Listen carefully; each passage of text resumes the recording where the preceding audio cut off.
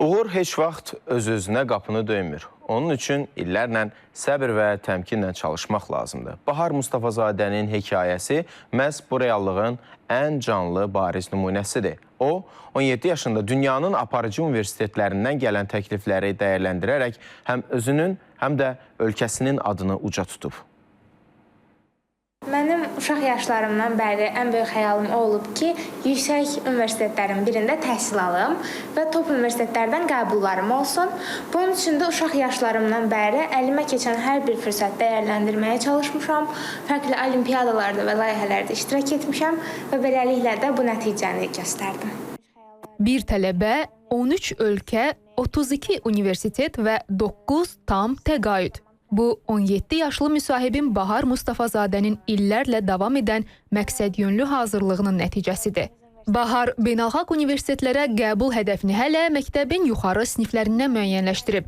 Uzunmüddətli araşdırmalar və planlı müraciətlər nəticəsində isə qarşısına qoyduğu məqsədə çatmağı bacarıb. Nəticəni görəndə çox sevinmişdim, inana bilmirdim. İlk nəticəm gəlmişdi Dubaydakı universitetlərin birindən. Daha sonra isə davamı gəlməyə başladı. Mən Finlandiyadakı 6 universitetini seçmişəm, hansı ki orada top 1-dədir və dünya üzərində isə top 100-də yerləşir. Oradakı ixtisasım biznes administrasiyadır. Eyni zamanda həmən o universitetdən magistrından da qəbul almışam. Buna görə də tamam fərqli bir fürsət kimi görsəndi mənə. Müsahibimin sözlərinə görə bu uğurun təməlində təkcə yüksək akademik göstəricilər dayanmır. İllər ərzində iştirak etdiyi olimpiyadalar, beynəlxalq layihələr, ictimai fəaliyyətlər və qazandığı sertifikatlar onun universitet müraciətlərini daha da gücləndirib. Dərslər, layihələr və idmanı mən birlikdə idarə etmişəm.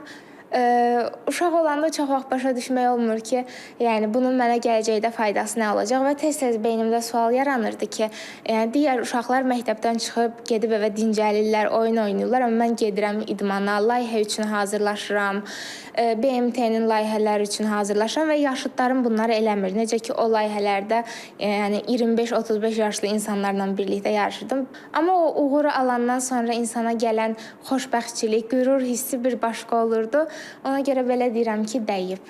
Gələcək planlarından danışan Bahar deyir ki, özünü yalnız bir istiqamətlə məhdudlaşdırmaq istəmir.